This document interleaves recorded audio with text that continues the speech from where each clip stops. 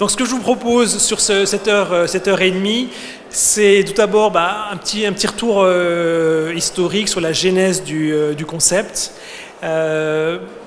Finalement préciser l'enjeu, finalement pourquoi c'est intéressant de parler des champions cachés. Il y a un enjeu économique fort derrière et je vous le présenterai. Puis après, regarder vraiment sur des éléments clés de stratégie, qu'est-ce que ces entreprises nous apprennent. Et puisque le travail d'identification des champions cachés au Savoyard, en fait, n'a pas commencé aujourd'hui, j'ai déjà quelques petits exemples que je souhaiterais partager avec vous pour montrer qu'on a déjà dans la vallée de l'Arve de très beaux champions cachés. Alors, un mot d'histoire. Donc le champion caché, ça commence au milieu des années 80 sur le campus d'Harvard, où vous avez la rencontre de deux professeurs. Alors, Theodore Levitt, qui est une figure du marketing, qui regardait beaucoup les notions de mondialisation. Et c'est d'ailleurs lui qui n'est pas à l'origine du terme, mais qui a beaucoup fait la promotion du terme globalization. Donc on est au début des années 80, essor du commerce extérieur, et il discute avec à l'époque jeune professeur allemand, Hermann Simon, qui constate qu'il y a des pays qui tirent beaucoup mieux leur épingle du jeu exportation que d'autres pays. Alors les chiffres que je vous mets à l'écran sont des chiffres relativement récents, puisque ce sont les chiffres cumulés d'exportation sur les 10 dernières années. Alors il se trouve qu'à l'époque, la photo était un petit peu différente, mais en termes de classement, l'Allemagne était déjà très très bien située. Donc qu'est-ce qu'on voit sur ce graphe ? Les États-Unis, l'Allemagne et la Chine comme les trois gros leaders en termes de volume d'exportation. Donc encore une fois, on est sur des milliards de dollars cumulés sur 10 ans. C'était pour... d'habitude, je montre en fait l'année dernière. Mais en fait, je trouve que c'est encore plus impressionnant de faire le cumul sur 10 ans et de voir la masse d'exportation que ça représente. L'Allemagne est depuis fort longtemps un leader mondial en export. Ça date vraiment pas de quelques années. Après, un autre regard sur ces chiffres, en fait, c'est de ramener ces exportations au nombre d'habitants. Et alors là, la photo que je viens de vous montrer, elle est encore plus frappante. Parce que vous avez l'Allemagne qui se détache, mais alors, je crois que le graphe parle pour lui tout seul. Et on voit après les pays européens. Alors, ce qui est intéressant quand même sur cette photo, restons un petit peu positifs, c'est que finalement, la France n'est pas si mal placée que ça. Alors je veux pas que ça soit un message de « Oh, finalement, tout va bien, on peut se reposer sur nos lauriers », non, loin de là. Je crois on n'est pas si mal, mais il y a quand même vraiment une marge de progression qui est dramatique. Donc ça, c'est aussi la base du constat que le professeur Hermann Simon fait au milieu des années 80. Il y a vraiment des pays qui tirent nettement mieux leur épingle du jeu exportation que d'autres. Pourquoi ? Quelles sont les raisons derrière ces différences frappantes ? Alors il est évident d'abord que les exportations, c'est quand même beaucoup drivé par les biens tangibles, les biens matériels. Et donc, un premier axe d'analyse pour valider les hypothèses, c'était de regarder le poids du secondaire dans l'économie du pays. Donc, je vous explicite le graphe. Vous avez sur l'axe horizontal, l'axe des X, le poids du secondaire dans le PIB. Donc, plus on est vers la droite, plus l'industrie, le secondaire, pèse lourd dans le PIB du pays. Et après, vous avez la balance commerciale. Donc plus on est haut, plus on a une balance commerciale positive et excédentaire. Donc voilà. Et ce qui est évident, c'est qu'il y a aussi une corrélation, c'est le message intéressant du graphe, c'est qu'il y a une corrélation entre le poids du secondaire et la performance à l'exportation. Quoi qu'on en dise, parcellisation de l'économie, services, etc. Le secondaire, l'industrie, j'y crois toujours énormément. Je pense que c'est absolument clé pour la vitalité de la balance commerciale. Alors une fois qu'on a dit ça, on se dit ok, très bien. Les grands groupes industriels, qui sont-ils ? L'Allemagne leader en export, très bien. Ah oui, ce sont les grands groupes Siemens, Bosch, etc. En fait, alors ce qu'on a fait, c'est que j'ai pris avec le professeur Armstrong, on a pris je sais pas si ça va bien, le nombre d'entreprises classées dans le Fortune Global 500. Donc c'est ce classement annuel du magazine Fortune qui classe les 500 plus grands groupes dans le monde. J'ai compté combien il y en avait pour l'Allemagne, pour la France, pour les autres pays. Donc ça, c'est l'axe des X. Plus vous êtes vers la droite, plus vous avez le pays compte de grands groupes dans ce classement des 500 plus grandes entreprises. Et vous avez le montant total d'exportation en regard. Alors le premier constat, c'est que finalement, si vous regardez le classement sur les dernières années, la France a toujours eu plus de grands groupes dans le classement Fortune Global 500 que l'Allemagne. Donc la performance à l'exportation de l'Allemagne, ce ne sont pas les grands groupes. Globalement, si on fait une régression linéaire, un petit peu d'analyse statistique sur ce graphe, on s'aperçoit qu'effectivement le nombre de grands groupes dans le classement Global 500 explique bien le niveau d'exportation, à l'exception de 2 pays, vous l'avez compris sur le graphe. La corrélation est mise à mal avec les 2 points que sont la Chine et l'Allemagne. C'est-à-dire que oui, les grands groupes drivent les exportations pour l'essentiel des pays, sauf pour 2, pour lesquels ce n'est pas vrai. Ce sont l'Allemagne et la Chine qui sont quand même les 2 plus gros exportateurs. Et là, donc, l'écart est bien sûr lié, si ce n'est pas lié aux grands groupes, ce sont les PME et les ETI. Et encore plus concrètement, pour vous donner des idées un peu du poids de ce type de groupe dans les économies, voilà, 2 citations. La Chine, c'est quasiment 70% des exportations qui sont réalisées par des groupes de moins de 2000 employés.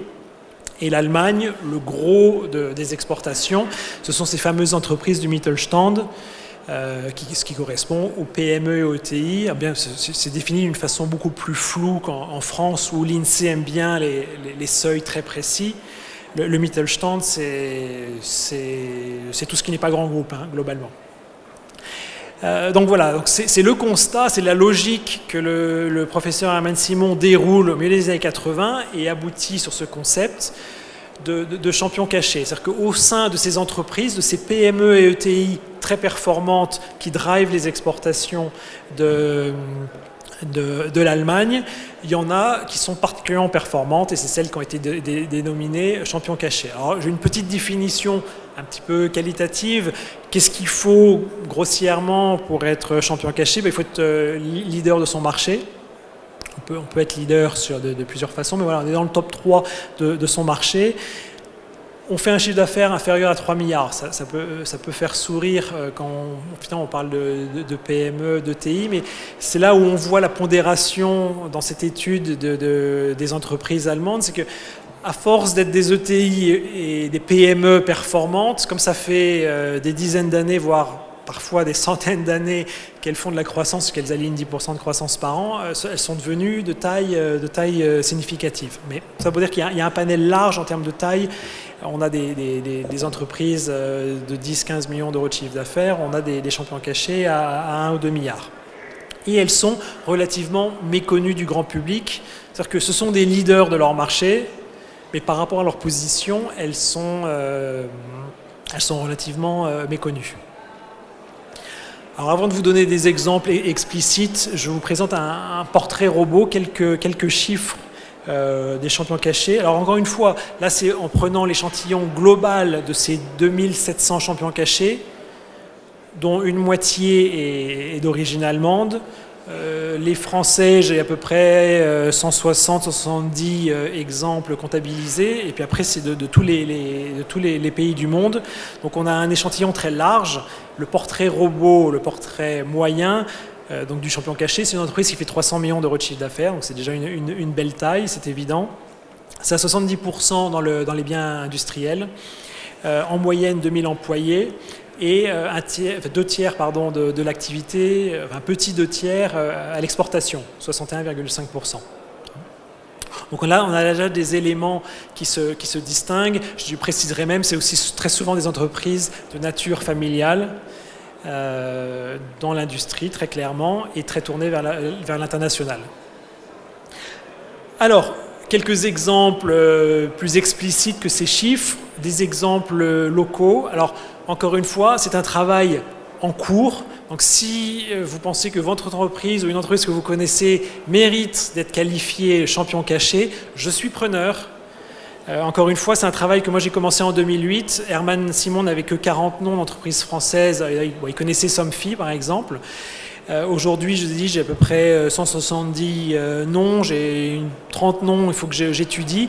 Mais je suis aussi preneur de vos suggestions. C'est un travail, une recherche qui continue.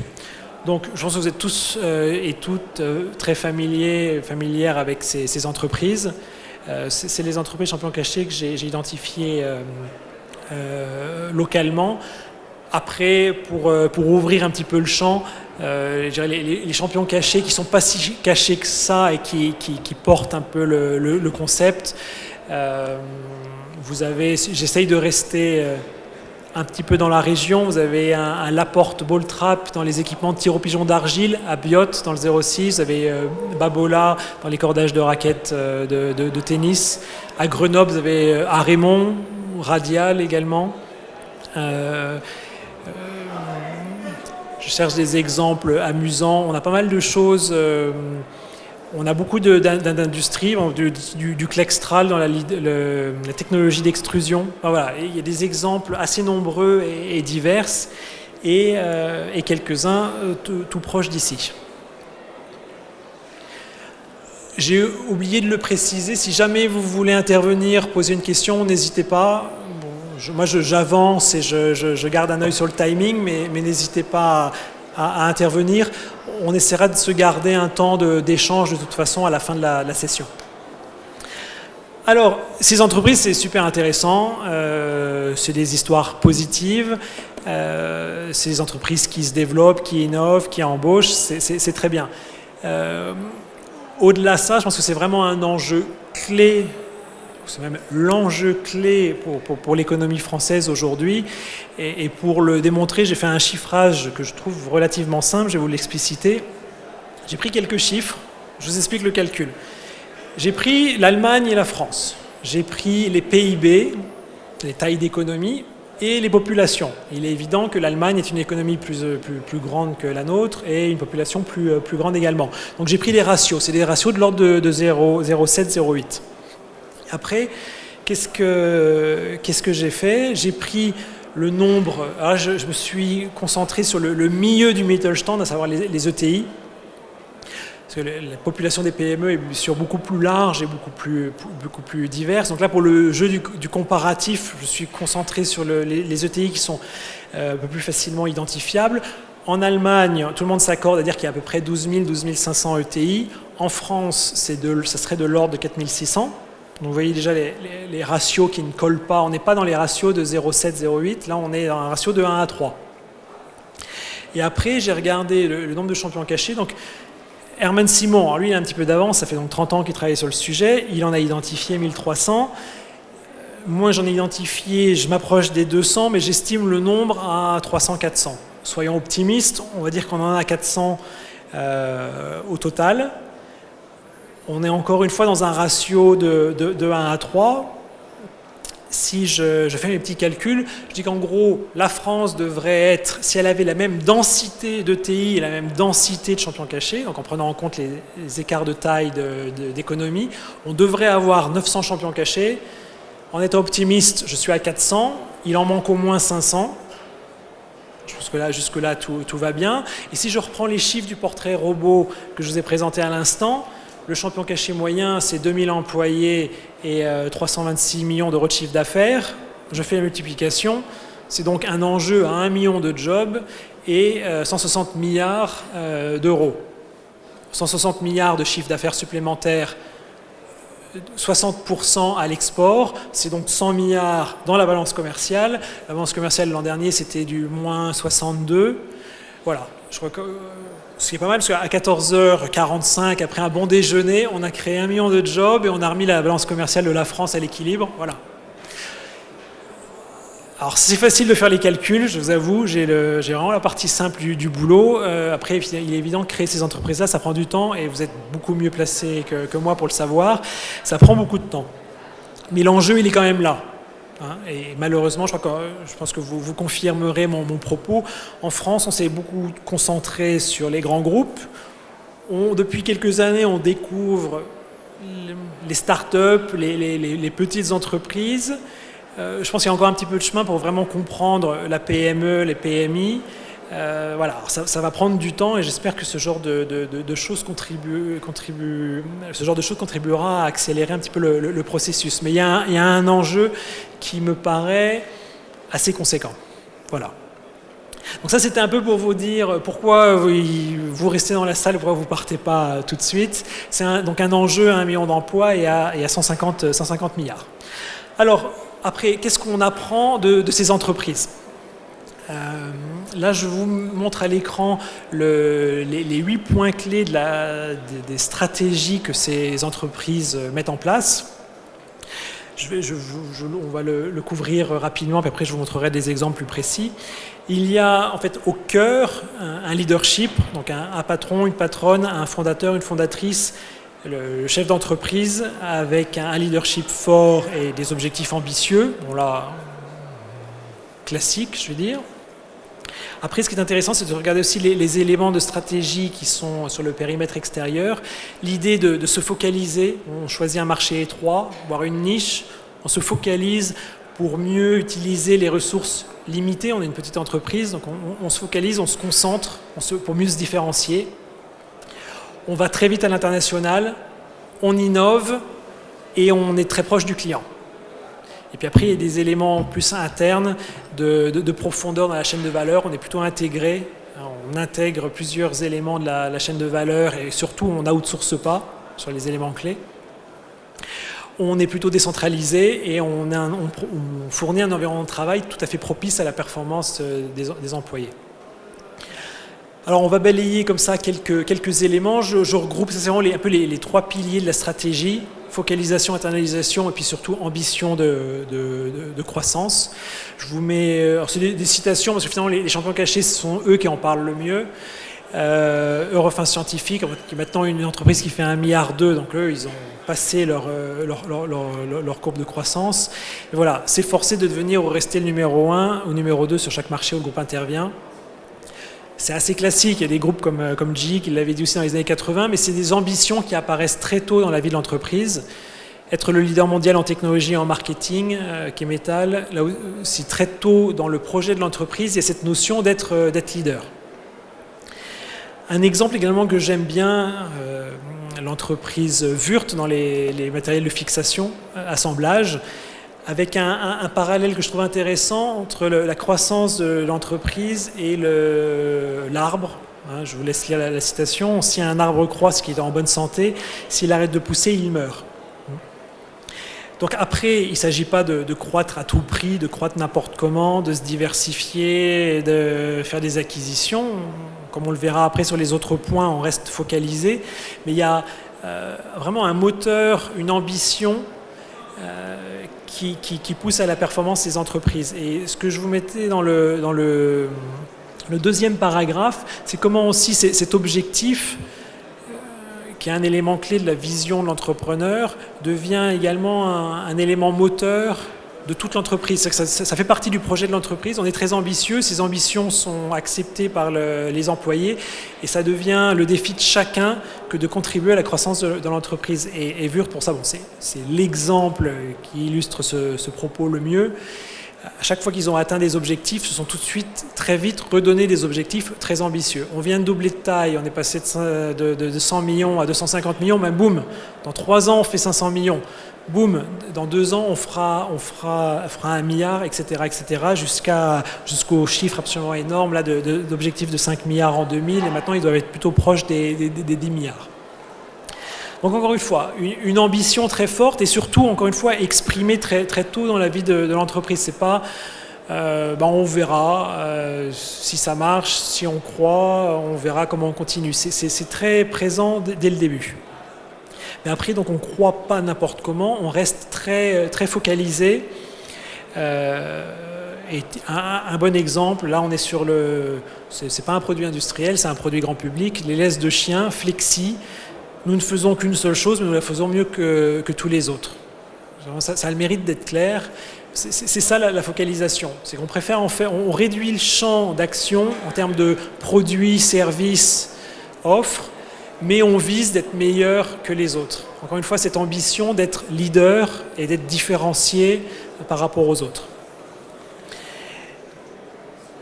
Et d'autres exemples à l'écran. Alors là, ce ne sont pas encore des exemples au Savoyard, mais ce sont des citations qu'on a pu collecter lors de tous ces travaux avec les champions cachés d'origines diverses. Mais encore une fois, c'est extrêmement explicite. Nous nous focalisons sur ce que nous faisons de mieux, et ce, partout dans le monde. Donc on voit arriver cette notion d'internationalisation de façon très, très, très claire. Nous opérons sur un marché de niche et nous avons bien l'intention de continuer ainsi. On reste focus. Nous opérons en profondeur, pas en largeur. Donc c'est l'idée de, plutôt que d'ouvrir le champ, l'offre produit, de faire tout plein de choses diverses, on reste très focalisé sur un produit donné. Et éventuellement, si on a des acquisitions à faire, on va plutôt les faire sur la chaîne de valeur, s'intégrer pour se renforcer sur tous les éléments clés qui vont contribuer au produit final. Nous restons concentrés sur ce que nous faisons, pas de diversification. C'est tout à fait explicite. Alors, vous l'avez bien compris, la focalisation, une spécialisation en termes de produits, de savoir-faire. Et le deuxième axe, parce que si on a un objectif de croissance, mais qu'on définit son marché de façon assez étroite, on va vite toucher les bordures, les frontières de son marché, donc il faut aller chercher de la croissance à l'international. Et tout de suite, les aspects marketing, vente, développement commercial, recherche des clients s'inscrivent dans une dimension internationale. Il ne faut pas hésiter à aller tout de suite à l'international. Encore une fois, c'est ce que les champions cachés nous recommandent. Alors, pourquoi l'international ? Parce qu'il y a un effet de levier sur les tailles de marché accessibles. Là, on avait fait le calcul, encore une fois, centré sur l'Allemagne, du fait de la nature originelle des travaux, mais c'est tout aussi valable pour la France. Si vous restez sur le marché domestique, ce qu'on a mis en index, à peu près 100, alors c'est une moyenne sur un certain nombre de marchés et de segments, mais ça reste beaucoup de choses industrielles, donc tout à fait pertinentes pour nous aujourd'hui. En gros, qu'est-ce qu'il faut retenir du graphique ? Du marché domestique, je vais sur l'Europe, j'ai un facteur 4 en termes de taille de marché accessible. Je sors de l'Europe, je vais dans le monde entier, c'est encore un facteur 3. Donc c'est du 1, 4, 12. Donc voilà, c'est entre le marché domestique et le marché mondial, j'ai un facteur de l'ordre de 11 ou 12. Donc c'est assez conséquent en termes de marché accessible. Là, une photo pour vous montrer un peu comment se répartissent les marchés. Là, je ne suis pas sur les tailles de champions cachés, je suis sur les marchés des champions cachés. On s'est livré à l'exercice. Alors, ce sont des estimations. On a essayé de ventiler nos fameuses 2700 entreprises selon la taille de leur marché. Et vous voyez que, en dépit de marchés définis de façon très, très, très étroite, parce que pris de façon globale, on arrive quand même à beaucoup de marchés qui sont proches, voire supérieurs au milliard. Donc le côté encore, la dimension internationale, il ne faut pas hésiter, il faut vraiment bien voir l'effet de levier, l'effet d'agrandissement de marché que ça a. Un petit point aussi pour synthétiser ces stratégies. J'ai beaucoup de commentaires sur attendez, stratégie de focalisation, c'est quand même dangereux. Pourquoi ? Parce que vous faites face à un risque marché plus élevé. Donc c'est ce que j'ai représenté. J'ai représenté en fait deux types de risques. Le risque marché, si je dépends d'un seul marché, j'ai tous mes œufs dans le même panier. Donc le marché est cyclique, il flanche, je flanche avec, etc. Par rapport à un risque plus concurrence, est-ce que je suis très concurrencé ou pas ? Très clairement, les champions cachés, ils décident de se focaliser sur un marché. Donc oui, ils sont très dépendants de la santé de leur marché, c'est évident. Ceci dit, avec cette stratégie de focalisation, ils mitigent et réduisent le risque niveau concurrence. Ils sont focalisés, ils sont différenciés, donc ils ont plus de facilité à gérer la concurrence. C'est vraiment un choix stratégique et c'est un élément difficile de la stratégie, c'est qu'il n'y a pas de stratégie dominante et de stratégie parfaite, il n'y a que des choix stratégiques. Là, très clairement, les champions cachés choisissent de se focaliser sur le marché. Globalement, on va donc être dépendant de la santé de l'économie dans ce marché-là, mais ça permet de mitiger tous les aspects de concurrence en contrepartie. Et pour revenir sur le point de l'internationalisation, d'une certaine façon aussi, le risque marché, on le mitige également en étant exposé internationalement, même si globalement le marché de l'automobile est un marché global. On a bien vu récemment que voilà, l'automobile, les constructeurs français, les constructeurs allemands, les constructeurs américains, les japonais, les coréens et les chinois bientôt, ça ne bouge pas de la même façon, ce ne sont pas forcément les mêmes taux de croissance et les mêmes développements. Donc l'internationalisation vient mitiger un petit peu ce risque dominant lié au marché. Mais là encore une fois, un choix très très clair de la part des champions cachés. Alors un sujet qui me tient beaucoup à cœur, c'est l'innovation. C'est un élément clé. Alors, dans l'innovation, c'est vraiment une définition assez large. C'est tout ce qui est nouveaux produits, bien sûr, mais c'est aussi tout ce qui est nouveaux process, nouvelles façons de faire. Enfin, j'ai une approche très, très, très large à l'innovation. Et c'est un élément clé pour maintenir sa position de champion caché et de leader. J'ai sorti ces chiffres parce qu'il y a énormément de choses. C'est amusant, quand on plonge dans le sujet, on voit qu'il y a beaucoup de choses. Alors, des enquêtes sur les pays innovants, les entreprises innovantes, il en sort à peu près une tous les 2-3 mois.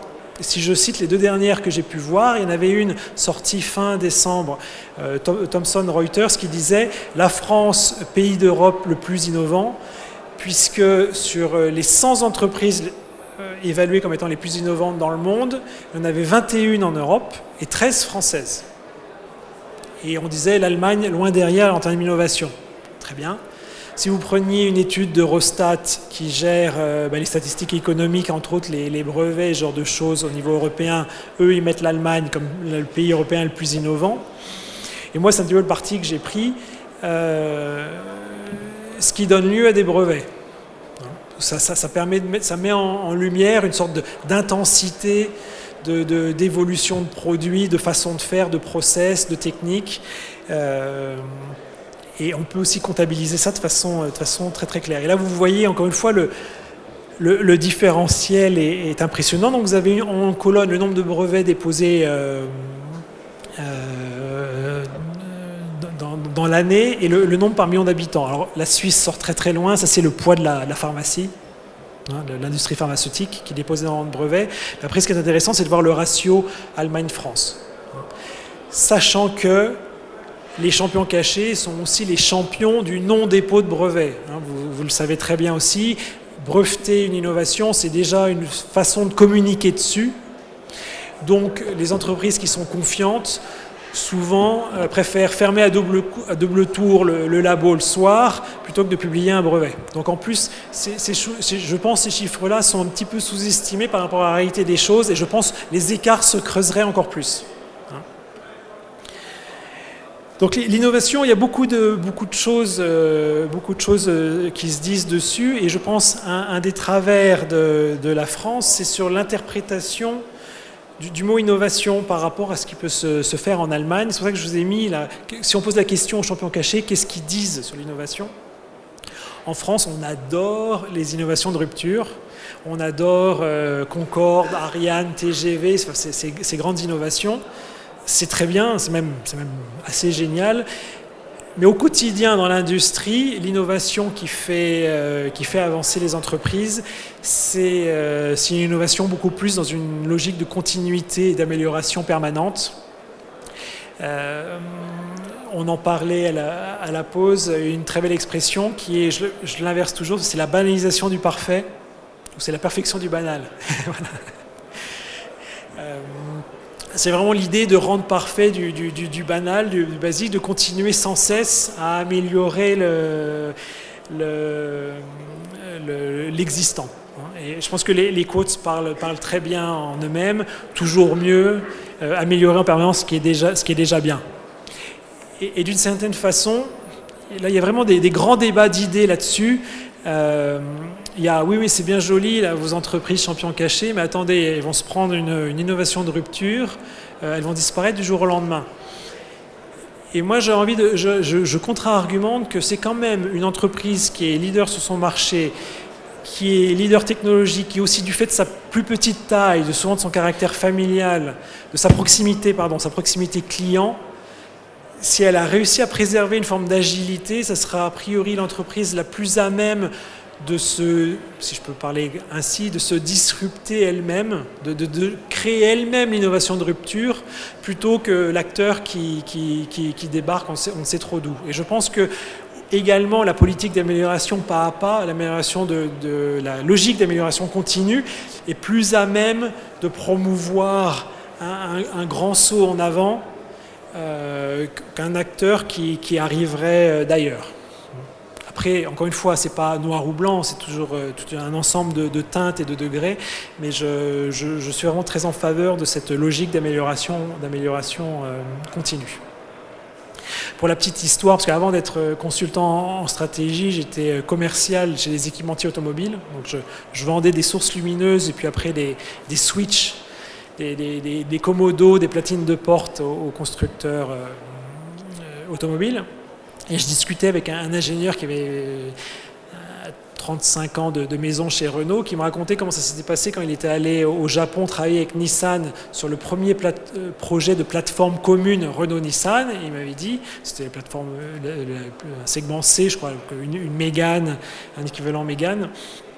Les ingénieurs français sont arrivés avec des pages blanches, on s'est dit génial, on va tout redesigner, alors là on va vraiment faire les choses bien, on va repartir de rien, on va redesigner une super plateforme C. Les Japonais, eux, étaient arrivés avec les plans de la plateforme C actuelle, avec tous les éléments trop spécifiques gommés, et ils repartaient d'une trame existante en se disant, bon, si on fait une prochaine plateforme C, il faut qu'on travaille là-dessus. Et je trouve que ça éclaire vraiment très bien, encore une fois, cette logique innovation de rupture, le disruptif et l'amélioration continue. Alors je ne me permettrai pas de conclure en disant on voit où en sont les constructeurs français aujourd'hui, on voit où en sont les constructeurs japonais aujourd'hui, mais bon, je pense qu'il y a des choses à en tirer de toute évidence. Donc l'innovation c'est important, c'est même assez vital et ça se voit dans les chiffres en termes d'efforts mis dans la R&D en termes d'investissement. Alors c'est investissement, ingénieur, labo, R&D, aussi bien aussi que des fois des investissements d'amélioration des machines. 3 chiffres. La première population, ce que j'ai appelé entreprise standard, c'est tout un panel d'entreprises qui ont un investissement en R&D. L'investissement n'est pas nul. La moyenne, c'est 3%. 3% du CA qui part en R&D. C'est bien. Les 1000 entreprises les plus innovantes, c'est une étude de Booz & Co, cabinet de conseil également, qui font tous les ans, ils font une revue des 1000 du top 1000 innovators. Le chiffre c'est 3,6. C'est mieux, mais c'est pas si différent que ça.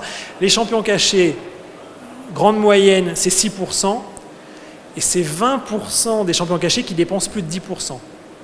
Donc voilà, je pense que dans la salle, il y a plusieurs entreprises qui dépensent 6, 8, 10, 12, voire 14% de leur chiffre d'affaires en R&D. C'est un effort qui est conséquent, aussi bien en termes de ratio, en termes de part du CA qui part dans la R&D. C'est d'autant plus conséquent que l'entreprise est petite et doit vraiment faire attention, c'est là la focalisation joue, à comment elle utilise les moyens restreints qui sont disponibles. Et là, clairement, l'innovation, c'est clé. Alors, quelques points clés pour compléter ce propos. Je pense que une fois qu'on a atteint une position de leadership, que ce soit en France, en Europe, au niveau monde, voilà, c'est quand même l'innovation et la façon dont on repousse les standards soi-même, la façon dont on fait évoluer les choses soi-même. Et encore une fois, que ça soit en termes de produits, de services, d'offres intégrées, de process, de relations clients. À tous les niveaux, on peut être innovant et différencié. Mais voilà, c'est un processus continu. Une fois qu'on s'est positionné comme leader, qu'on est en tête de peloton, on continue à faire la course en avant parce que sans cesse, on innove. on dit surtout pas, les 6% du CA en R&D cette année, c'est dans la poche, c'est en dividende, c'est pour autre chose. Non, on ne peut jamais se reposer. Il faut continuer à innover et continuer à faire la course en tête. Je l'ai dit, l'innovation ne réside pas seulement dans les spectaculaires ruptures technologiques, mais il y a beaucoup de petites innovations. Un troisième point qui me tient à cœur, c'est que c'est vraiment un sujet stratégique et donc un sujet de direction générale. C'est vraiment important. Bien sûr, le directeur technique, directeur R&D est impliqué, puis c'est son métier. Mais je pense que ça doit vraiment être sur la feuille de route, sur le tableau de bord, sur le bureau du DG. De la même façon que l'international, je ne l'ai pas mentionné, je le dis maintenant, l'internationalisation de l'entreprise doit souvent être menée, gérée par le dirigeant. De même, l'innovation, c'est vraiment un sujet tellement stratégique et tellement clé dans la pérennité de la position de l'entreprise qu'il faut être très très impliqué sur la question. Alors bien sûr, ça ne fait que compliquer la tâche du dirigeant parce que là, je suis en train d'accumuler internationalisation, innovation, ça fait beaucoup de sujets de responsabilité. Et là, ce sont vraiment les deux sujets critiques. Également, pour innover avec succès, les personnes sont plus importantes que les budgets. On reviendra un petit peu plus tard sur l'aspect environnement de travail des champions cachés. Mais plus que des process, c'est finalement des gens qui maîtrisent bien leur métier et qui sont très motivés par le projet de l'entreprise qui vont driver et générer cette innovation. Et plus que les budgets, qui sont importants, encore une fois, en moyenne 6% de chiffre d'affaires réinvesti, c'est aussi beaucoup la culture d'entreprise, le focus sur l'innovation et ce drive pour l'amélioration continue. Et enfin, également, un petit... pour mettre en avant aussi l'aspect client et proximité client, c'est intéressant, mais souvent les clients restent des bonnes sources d'idées, plutôt qu'une innovation qui naît dans les laboratoires et puis après qu'on pousse sur le marché. C'est l'idée d'être très proche de ses clients, de se mettre dans leurs chaussures, de chercher leurs problèmes, d'essayer de comprendre comment on peut soi-même les aider à les résoudre et voir dans quelle mesure il faut proposer des solutions innovantes, différentes, nouvelles pour y répondre. Donc d'une certaine façon, les clients sont au cœur du laboratoire d'innovation de l'entreprise et peuvent être impliqués. Alors après, si on est tellement impliqué qu'on fait de la co-conception, du co-développement, ça pose aussi d'autres problèmes, comme la propriété intellectuelle, etc.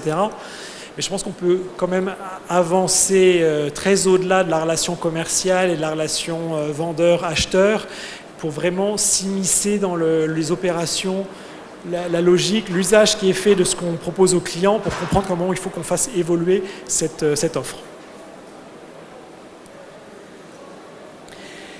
Alors justement, c'est une transition sur les aspects de proximité client.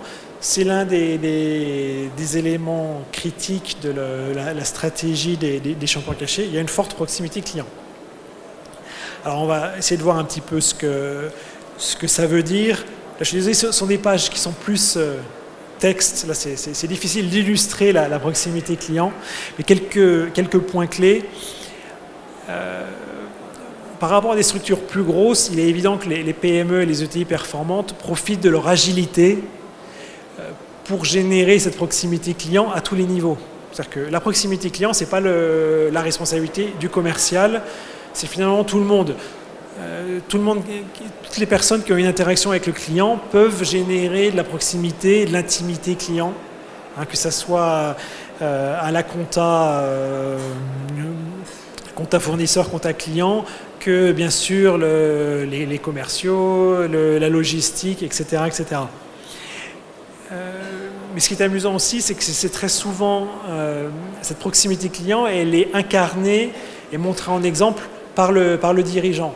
Le dirigeant passe un temps significatif à aller rencontrer les clients. Il y a des petits exemples là, dans l'ouvrage où le dirigeant chez le client, face à une machine qui avait un souci ou un équipement qui avait un problème, ne pouvait pas lutter contre ses instincts déjà avant qu'il soit dirigeant, quand il était peut-être plus dans la conception des machines, il est chez le client, il y a une de ces machines qui ne fonctionne pas, et il enlève sa veste, il se remonte les manches et il va voir s'il ne peut pas faire quelque chose lui-même. On est dans une logique, encore une fois, d'intimité client et de proximité. Si je peux faire quelque chose sur place et aider mon client, je le fais. Et typiquement, c'est des choses qu'on a tendance un petit peu à perdre quand l'entreprise devient plus importante, quand les années où on était au labo ou à la technique ou à la prod sont plus lointaines. C'est des réflexes qui se perdent. Mais c'est typiquement ce genre de choses, et vraiment à tous les niveaux, en termes de contact régulier et d'interaction client. Donc sur tous les angles, la relation client-fournisseur, de toute évidence. Après, ce qui est intéressant sur les gros clients. Les gros clients, ce n'est pas forcément les gros en termes de taille, c'est les clients les plus importants. Et ce qui est intéressant, les champions cachés vont chercher les clients qui comptent le plus dans leur industrie. C'est-à-dire qu'en fait, plutôt que de se dire, je vais prendre quelques petits clients sympas et pas trop exigeants, puis je vais monter en puissance doucement, les champions cachés, aussi dans cette logique d'ambition, vont se frotter au plus dur assez rapidement, en fait. Ils vont chercher les gros clients très exigeants, parce que qui peut le plus peut le moins. Alors, c'est un jeu, encore une fois, là, c'est un constat que je partage avec vous, c'est un jeu risqué, il faut être prêt à prendre ce risque, parce qu'on ne peut pas non plus, qui dit risque dit potentiellement échec, on ne peut pas forcément planter un gros client, on ne peut pas faire ça toutes les semaines, c'est évident, mais il y a quand même cet élan vers le client exigeant, le client qui fait référence, pour faire monter en capacité l'entreprise dans cette logique, finalement, qui peut le plus, peut le moins. Si on gagne ce client-là, et encore une fois, on y va de façon très focalisée, on ne va pas prendre plusieurs gros clients en parallèle, on va en prendre un et faire les choses bien. Et une fois qu'on aura appris et on aura gagné auprès de ce client, on aura une très belle référence et une très bonne assiette pour faire du développement commercial auprès d'autres clients.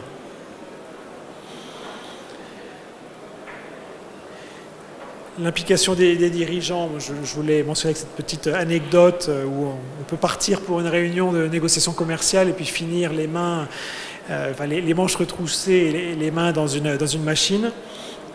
Ce qui est intéressant aussi par le positionnement des champions cachés et leur position de leadership, on est beaucoup plus souvent sur des exigences de performance plutôt que de prix. Alors après, ça dépend bien sûr des métiers, des industries et de l'activité de l'entreprise. Mais aussi ces notions de différenciation, de positionnement différencié qui se traduit par le fait qu'on est un petit peu plus premium, un peu plus orienté qualité, proximité, service, en complément du produit qu'on peut servir. Il y a aussi ces notions de service. Et que ça permet d'alléger un petit peu peut-être la pression sur les prix, éventuellement même de justifier d'un différentiel de prix légèrement supérieur. Encore une fois, c'est très variable selon les segments, les activités, etc. Et encore une fois, cette proximité client est un très bon support pour ce que j'appellerais une offre enrichie. C'est de plus en plus aujourd'hui, ce n'est pas un produit qu'on livre devant l'usine ou à la limite dans l'usine du client, c'est un produit accompagné d'un service, c'est une offre globale, voire une offre intégrée, c'est de l'avant-vente, de l'après-vente, il y a tout plein de choses qui viennent prendre d'autant plus de valeur qu'il y a une proximité entre les entreprises et tout ça se renforce. Plus on est présent auprès de ses clients au-delà de la livraison du produit, plus on a aussi de lever l'action pour se différencier et apporter le service ou le coup de main qui va bien au bon moment.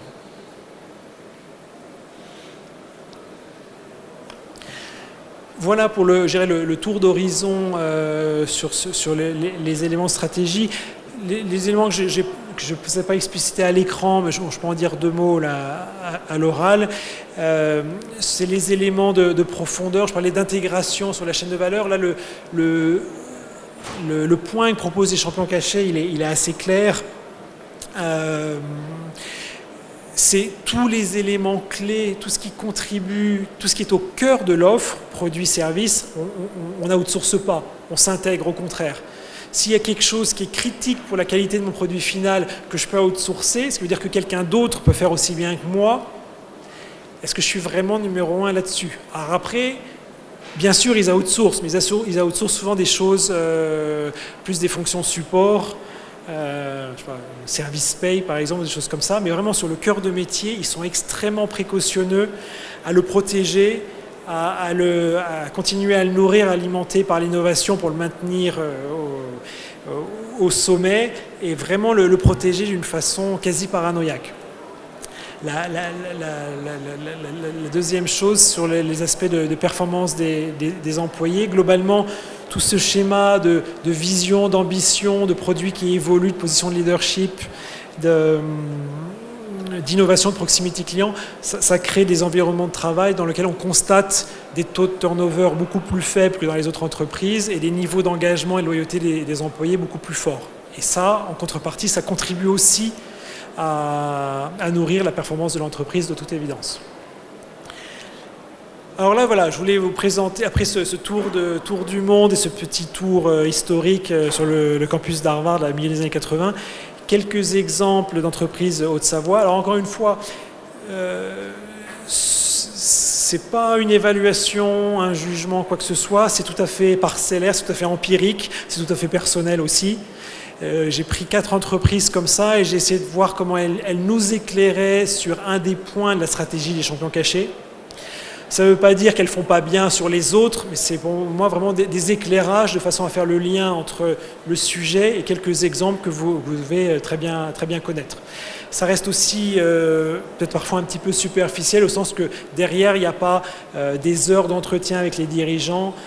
Là, tout ce que je vous ai mis à l'écran pour respecter les entreprises, ce sont des choses qui se trouvent dans les articles de presse qui sont sur Internet ou sur les sites Internet. Alors, je vais commencer avec l'incontournable, Somfy. Encore une fois, des choses qui sont information publique. Et ça me paraissait intéressant comme regard sur les aspects focalisation, internalisation et innovation. Ce qui est intéressant, alors Somfy, c'est un grand groupe. Donc, la question, c'est comment on reste focalisé quand on a un grand groupe. Mais ce qui est intéressant, c'est qu'en fait, il y a une somme de marques qui, elles, sont toutes focalisées sur des segments de marché. Alors, les applications restent les mêmes, hein, c'est toujours les mêmes produits, mais globalement, ils ont une approche de marque focalisée par segment. Haut de gamme, moyen de gamme, entrée de gamme. L'internationalisation, bon là c'est un petit peu une évidence, mais bien sûr 70% du chiffre d'affaires à l'export, donc on est tout à fait en ligne avec les chiffres des champions cachés que vous avez présentés un peu plus tôt, avec beaucoup de filiales. Ça c'est aussi un trait caractéristique des champions cachés. Quand ils vont à l'international, ils y vont eux-mêmes.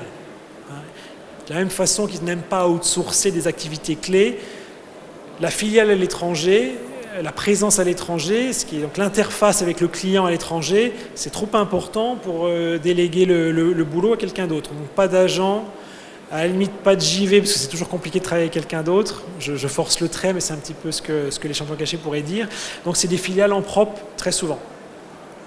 Et puis après, bon, encore une fois, un petit peu évidence sur l'innovation. Je vous ai cité les chiffres en termes de brevets, de nouveaux produits qui viennent renouveler et développer la gamme Somfy. C'est un premier exemple. Un deuxième exemple, alors là on sort du décolletage, bien sûr Bajkowski dans les poudres d'alumine ultra pures. Donc là en termes de focalisation, on est quand même assez focalisé. On n'est même pas sur la simple poudre d'alumine, mais la poudre d'alumine ultra pure avec un certain nombre d'applications spécifiques en place. Internationalisation, ben oui, parce que le marché de l'alumine en France, il est quand même un petit peu restreint. Donc, si on veut faire du chiffre d'affaires, on est obligé d'aller à l'export. Et effectivement, 97% des 40 millions sont faits à l'export. Innovation, c'est évident, pour maintenir cette position différenciante dans les poudres d'alumine. Et surtout, le dernier point là, que j'ai éclairé en rouge, de proximité client, plus qu'un produit poudre d'alumine, ils proposent de la formulation, du spécifique. Ils vont chercher un besoin client pour derrière aligner une recette qui est spécifique au client. Et encore une fois, on voit comment on passe d'un produit un petit peu standard. Il n'est pas standard, mais c'est un produit typique avec une composition. On avance par le biais du service dans de la customisation du tailor-made, du spécifique client. Et là aussi, on a un beau levier de création de valeur. Donc ça implique un leadership technologique, des capacités spécifiques et une intimité client. Il faut être capable de s'asseoir avec ses clients, qu'ils soient dans l'éclairage, les diodes électroluminescentes, ou à d'autres types d'acteurs. Il faut avoir la souplesse de savoir gérer différents marchés applicatifs pour échanger d'égal à égal avec les ingénieurs et dire, voilà, face à votre besoin, moi j'aligne telle recette, tel produit, parce que ça vous donnera ce que vous recherchez, tel avantage, tel inconvénient. Mec Automotive, également, je voulais le mettre en avant. Je trouvais que c'était un exemple assez intéressant dans la logique finalement de construction de l'entreprise, parce que l'entreprise évolue. Donc là, j'avais les 4 points, encore une fois, là, c'est du copier-coller de leur site, mais ça faisait bien l'éclairage de certains points de la stratégie des champions cachés. Maîtriser la conception et la production des systèmes fonctionnels, optimiser la chaîne de valeur. On retrouve des points que je mentionnais tout à l'heure, bien sûr de focalisation, de performance, d'innovation, mais également de profondeur dans la chaîne de valeur. On veut l'optimiser et s'intégrer. Pérenniser le développement, ils le mettent eux-mêmes, c'est vrai que ça passe par des investissements et surtout de l'innovation. Et puis après, évidemment, développer sa proximité avec les constructeurs et les équipementiers, ça c'est la proximité client de façon assez évidente. Je voulais également mettre en lumière un point que je n'ai pas beaucoup fait auparavant, c'est l'aspect décentralisation, dans le mode organisationnel que les entreprises déploient. Parce que finalement, le groupe Mec Automotive est constitué de 4 entreprises. C'est des métiers similaires ou homogènes, mais comme des 4 entités assez différentes. Et on retrouve bien, encore une fois, là je mets ça en avant, je n'ai pas d'affinité particulière pour le groupe Mec, mais là j'ai trouvé leur éclairage pertinent, et c'est pour dire, il n'y a pas que moi et les champions cachés qui disent ça, il y a aussi d'autres entreprises de la région qui le disent. Voilà, ils mettent en avant un groupe facilitateur avec des filiales responsables et interreliées, et on trouve bien cette notion, et c'est très difficile à articuler, de bon niveau de décentralisation.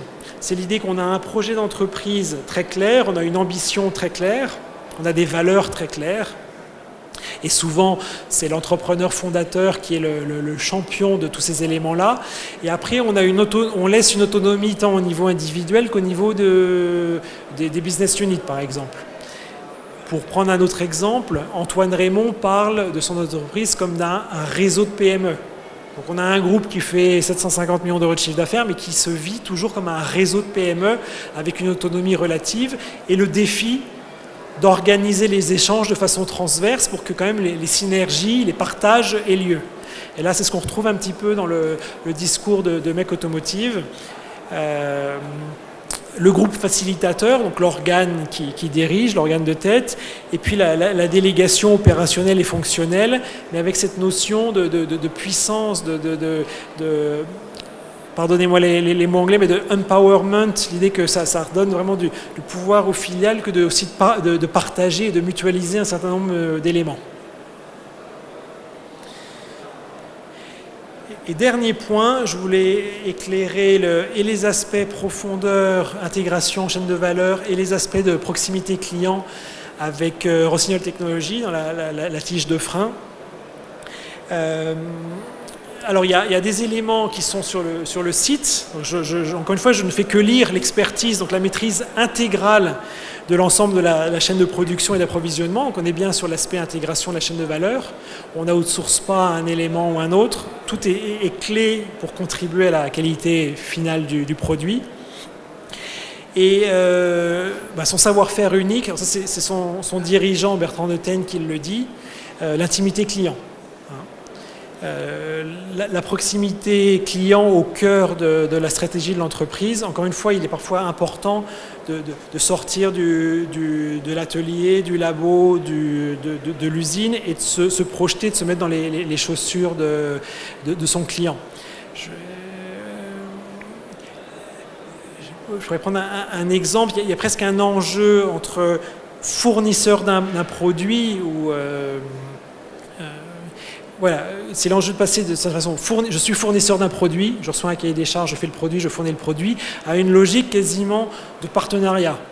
Comment je peux passer comment je peux devenir un partenaire et idéalement un partenaire incontournable de mes clients en articulant des éléments autour de mon produit et typiquement des éléments plus soft de service, de proximité, de réactivité. À qualité de produit égale, je vais appeler l'entreprise A parce que je sais qu'ils réagissent au quart de tour, l'entreprise B, d'ailleurs ils sont en Chine, ils ne vont jamais répondre au téléphone.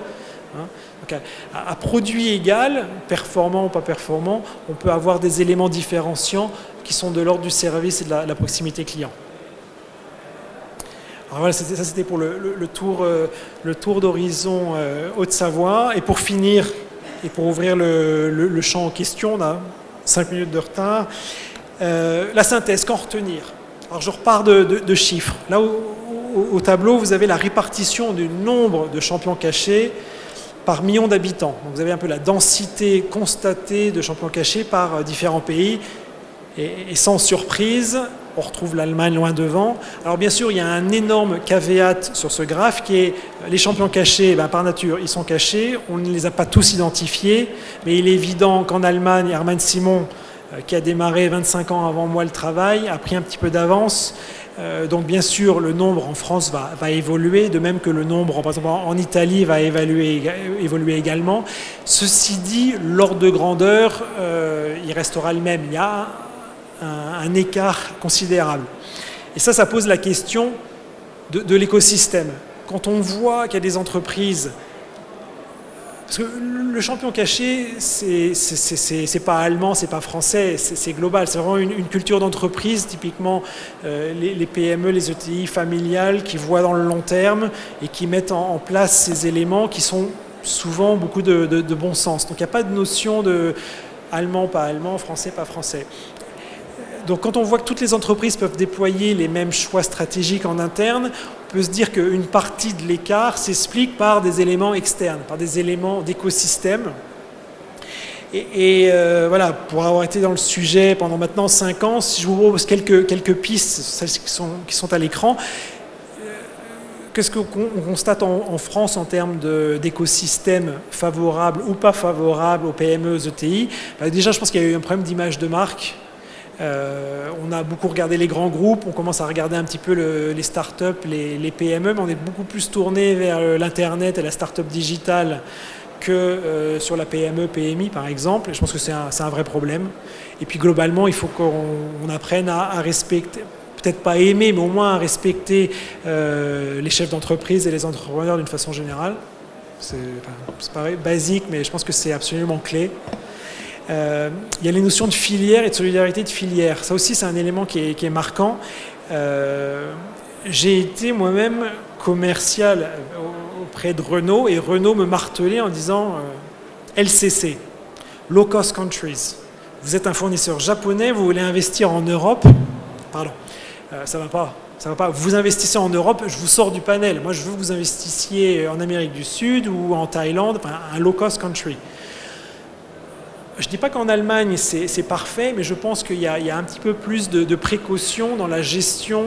Un groupe comme Volkswagen, qui est très dur en achat, je pense qu'un certain nombre d'entre vous les connaissent, ils sont super durs en achat, mais je pense qu'ils ont aussi une notion de solidarité de filière qui tente à faire attention aux fournisseurs locaux et à s'inquiéter peut-être plus de leur pérennité. Encore une fois, là, je suis plus dans le soft et le qualitatif. Je n'ai pas de chiffres à l'appui, mais je pense que voilà, on a des solidarités de filières, des filières avec une solidarité plus évidente, de façon plus commune en Allemagne. On le fait aussi en France. L'aéronautique, ça marche pas trop mal, mais c'est peut-être pas le cas dans toutes les grandes filières industrielles françaises. L'accès au financement, c'est encore un autre sujet. C'est un peu plus difficile de se financer en France que dans d'autres pays. Les relations patron-employé, bon, je préfère même pas en parler. Je pense que vous connaissez la réalité beaucoup plus que moi. Mais voilà, la culture du consensus, du dialogue, c'est pas toujours le fort en France. La notion de formation, surtout sur les formations techniques.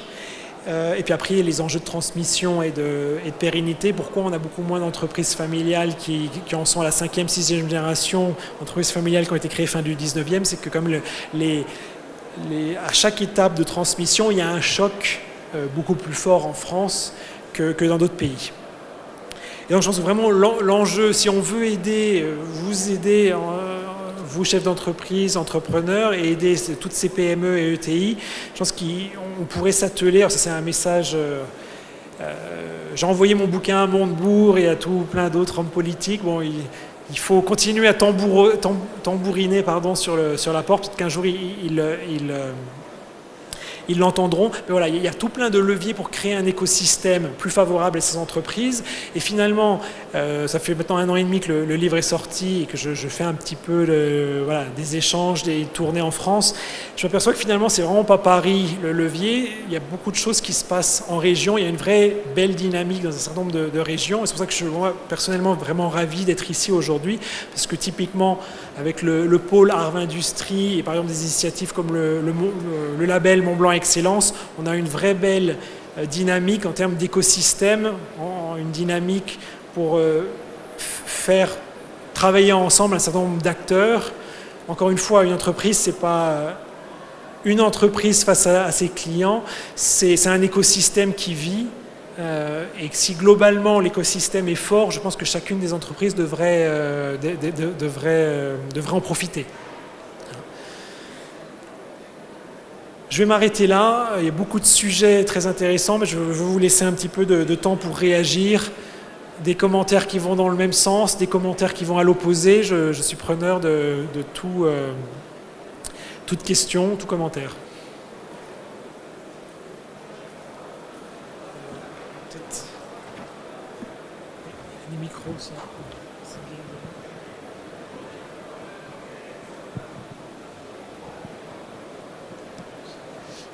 Oui, bonjour. Je voudrais revenir sur l'aspect de focalisation. Plus on est focalisé, plus il me semble qu'on vise sur une situation qui peut être dangereuse en cas d'obsolescence technique du produit que l'on fabrique. Je prends l'exemple dans la photographie où il y a eu une brutale rupture technologique très importante avec en plus de nouveaux entrants qui n'étaient pas du tout du monde de ce monde-là. Et une entreprise allemande bien connue comme Leica, par exemple, a réussi néanmoins à se retourner. Donc simplement le commentaire que je voulais faire, c'est que plus on est focalisé, plus il faut disposer à l'intérieur de l'entreprise d'un système de veille technologique, de veille marché, de veille stratégique extrêmement pointu pour capter les moindres signaux faibles qui pourraient mettre en danger la pérennité technologique du produit que l'on fabrique. Alors ça, c'est pas une question. Ma question, elle tourne autour du fait que vous parlez très peu dans votre exposé, peut-être à juste titre, moi je pense que je l'aurais fait plus, des fournisseurs et de l'importance dans la performance des champions cachés, de la performance de leurs fournisseurs. Certes, il y a la proximité client, mais il y a la proximité fournisseur. Même si ces entreprises se caractérisent par le fait qu'elles sont très intégrées, il y a toujours des fournisseurs.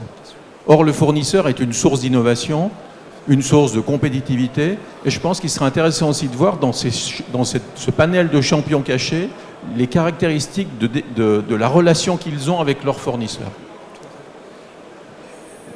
Je vous rejoins complètement. Oui, les fournisseurs sont un élément clé. On l'a regardé un petit peu dans cette notion aussi d'écosystème. Bien sûr, là, tout se passe. Le cœur du business, c'est effectivement l'entreprise avec son produit, son offre et ses clients. Effectivement, dans l'écosystème, on inclut les fournisseurs et c'est une base incontournable. Je suis d'accord avec vous. Les champions cachés aussi ont des bonnes politiques d'achat, de gestion des fournisseurs. Ils savent s'entourer des bons fournisseurs, ça c'est absolument clé. Après, en termes d'innovation, j'ai envie de dire que le modèle le plus classique, c'est quand même un champion caché qui est suffisamment intégré, qui fait que finalement les fournisseurs sont vraiment des fournisseurs d'input ou de matière, que quand même l'essentiel des étapes de la création de valeur sont internalisées. Mais après, je vous rejoins, oui, c'est un élément clé. Vous ne pouvez pas produire un bon produit avec un fournisseur qui ne tient pas ses plannings et qui vous fournit des choses de qualité tout à fait aléatoire. Mais vous voyez, dans le domaine qui nous intéresse ici, qui est le décolletage, on entend souvent dire les décolleteurs, les entreprises de décolletage allemandes sont très performantes parce que justement, elles ont à leur proximité les fabricants de machines.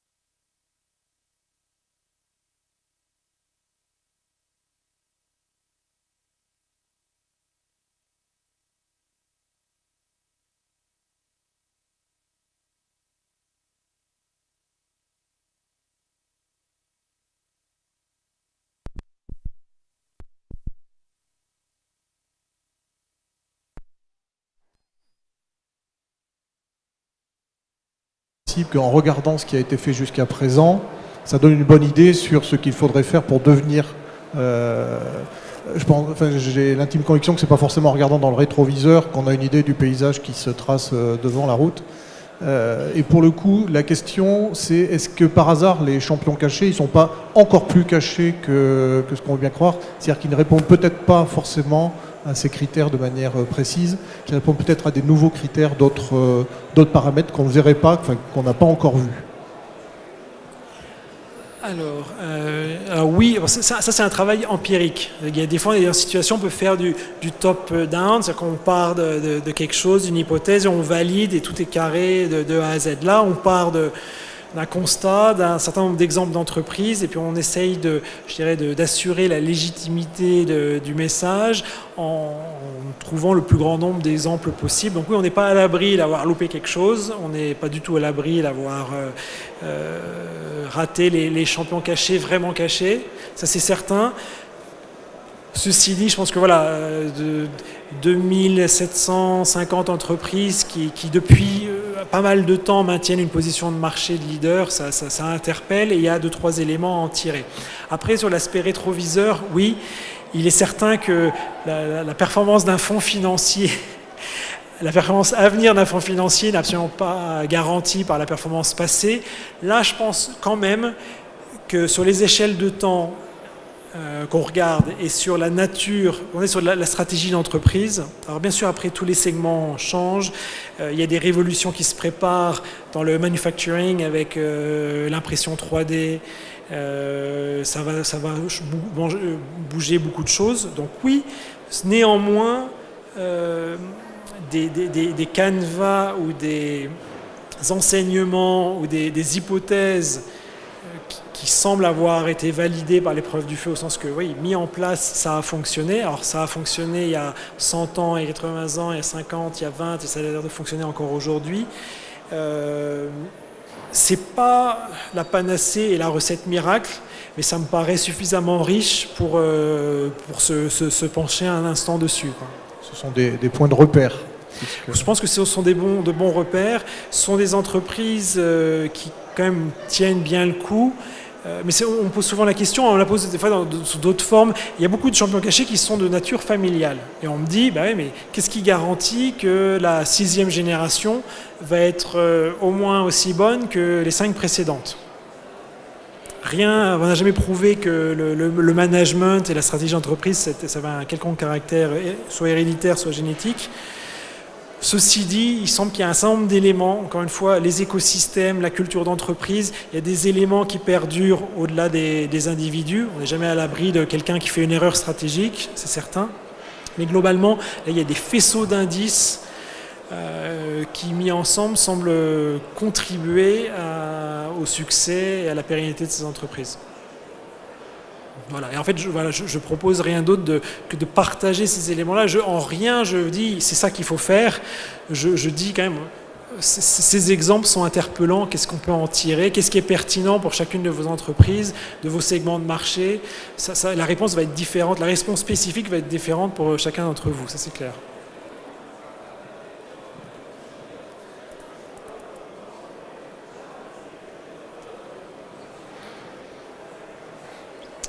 Il est 16 heures. D'autres questions? Monsieur?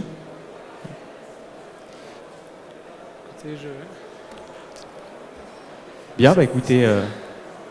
Oui. Oui, vas-y. Moi, je pense que les champions cachés, ils ont généralement une capacité à développer leur image de marque. Et développer leur image de marque auprès de leurs clients, c'est sûr. Et généralement d'en construire, d'en faire un élément commercial important et développer leur image de marque auprès de leur personnel. Je pense que dans une PME allemande, par exemple, on a un profond respect de l'entreprise dans laquelle on travaille.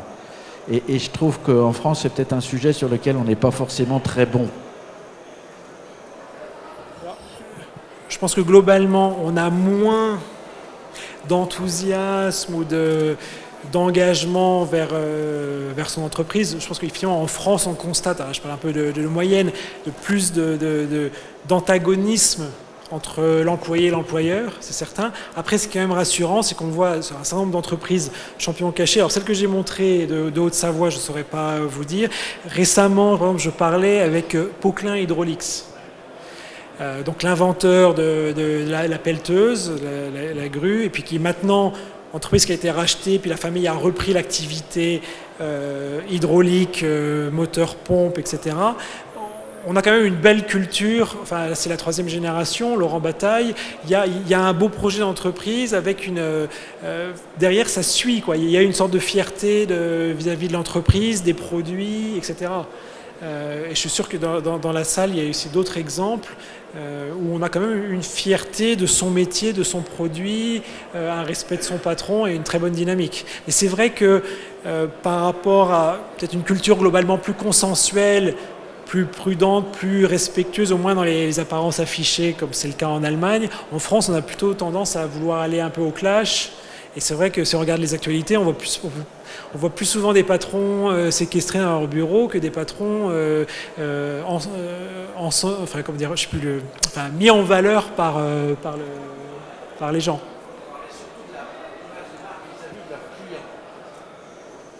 Alors, Les Allemandes arrivent mieux à vendre son image, à mettre en avant son image de marque devant ses clients.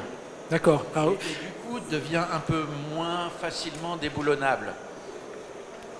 Alors ça, parce que c'est un autre élément culturel. C'est vrai qu'on a peut-être aussi un peu moins peur du succès. D'une certaine façon, en France, des fois, on n'est pas si à l'aise que ça avec le succès. On veut être numéro 1, mais quand on est numéro 1, on se dit, oh là là, non, pas vraiment. Bon. Mais c'est vrai, oui, les entreprises sont numéro 1. Elles ont une très forte image, une très forte visibilité auprès de leurs clients directs et les gens de l'écosystème aval. Elles vont même plus loin. Il y a beaucoup d'exemples, alors là, allemands.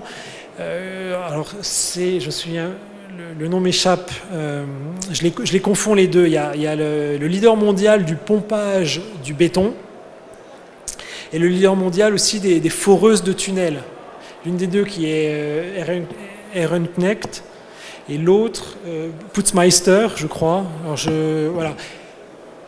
J'en ai tellement en tête, des fois j'arrive à les mélanger, excusez-moi, mais c'est deux entreprises qui sont leaders mondiales sur leur activité, des activités qui ne sont pas forcément si glamour que ça, mais ils boostent beaucoup leur image de marque en faisant des choses exceptionnelles.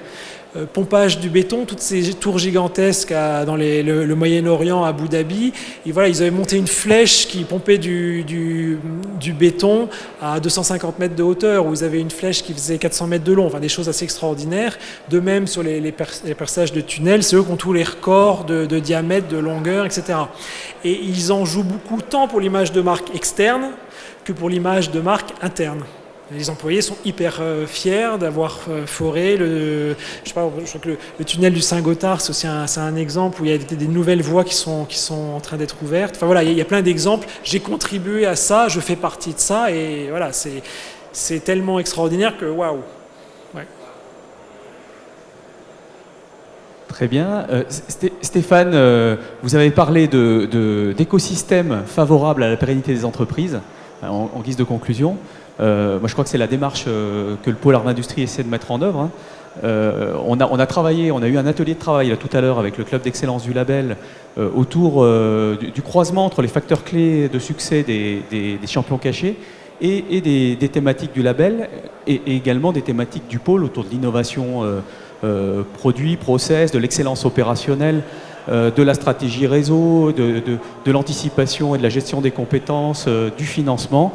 Et finalement, on dit souvent avec le président du pôle que la stratégie du pôle de compétitivité, c'est d'aider à faire croître nos entreprises. Finalement, c'est un peu une usine à faire émerger et à accompagner les champions cachés. Donc merci beaucoup de votre intervention.